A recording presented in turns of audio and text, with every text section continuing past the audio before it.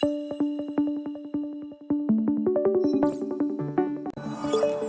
to this info video. In the next few minutes, I will explain the main features of the MSCA Staff Exchanges funding program and also who can participate under which conditions. So before we dive into the rules and conditions, let me highlight the three main benefits. Staff exchanges promote training and skill development of young and also experienced researchers. Staff exchanges enable collaboration between the academic sector and the private non-academic sector. And last but not least, it promotes international long-lasting networks. And there's also good news to start with. There's a relatively high success rate. So staff exchange applications have a success rate of about 30 to 40%. So if you have been frustrated with other highly competitive calls, maybe the staff exchange call is an opening door to start international collaborations. Switzerland is associated to Horizon Europe. This means organizations based in Switzerland can participate as beneficiaries. They can also decide to coordinate projects and they receive European funding. The Marie Skłodowska-Curie Actions in general has the objective to promote excellent research and also to promote career development of researchers within or outside academia. It is a completely bottom-up project. There is no predefined topic. What counts is the quality of the application and the added value of the collaboration. The MSCA staff exchanges in particular is implemented through secondments. Secondments are temporary assignments where a staff member employed by ascending organizations goes to visit a hosting organization in a different country for a predefined time and after that returns to the sending organization. So the project is implemented through these exchanges of staff who acquire new knowledge and skills.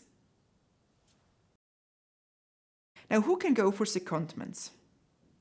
All those people can go for secondments that are considered staff members. These are researchers with an employment contract or a fellowship, registered as a PhD candidate, so complying with the national law and internal rules. Please note, the funding covers a financial top-up for the duration of the secondment. My colleague Mikol Nantiat, the NCP for Legal and Financial Aspects, will explain all the details in a short video linked below.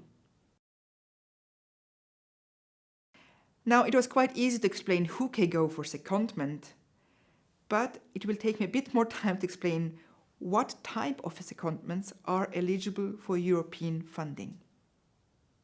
So first, all the secondments have to happen across countries. And here, countries are put into different categories. You got first the European member states. Then you have the countries associated to Horizon Europe, like Switzerland.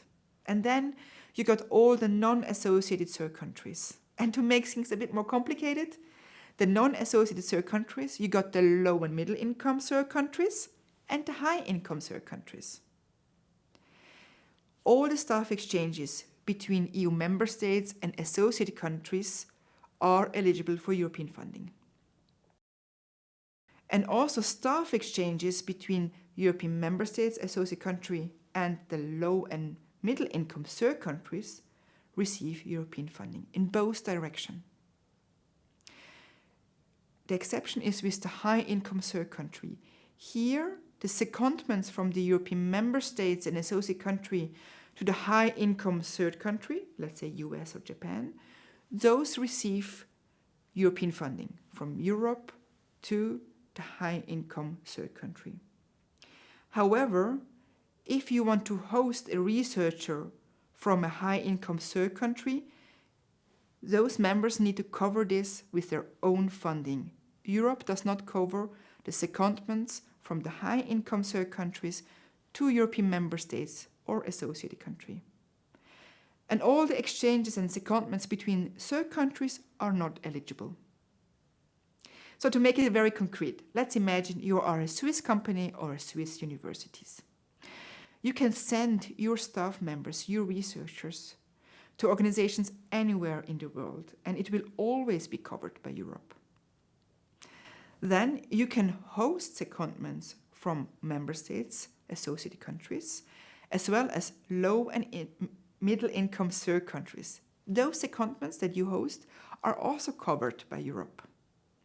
However, if you as a Swiss company want to host researchers from the US, a high-income third country, this is not covered by Europe and they have to find their own funding. I hope this example made it more clear. Now about the consortium. A staff exchanges application is always submitted by a consortium. So you need to have at least 3 organizations from 3 different countries, while 2 of these countries have to be member states or associated country. Also, please note, you need to have organizations from both academic sector and the non-academic private sector. You find all the core documents, the templates, the guide for applicants, the work program on the funding and tenders portal. We also strongly encourage to prepare a proposal with the Radiance Handbook, and the new updated version will be available January, February.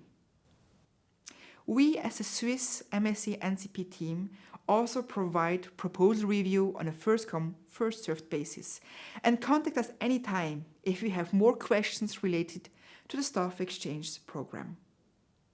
We are happy to support your applications.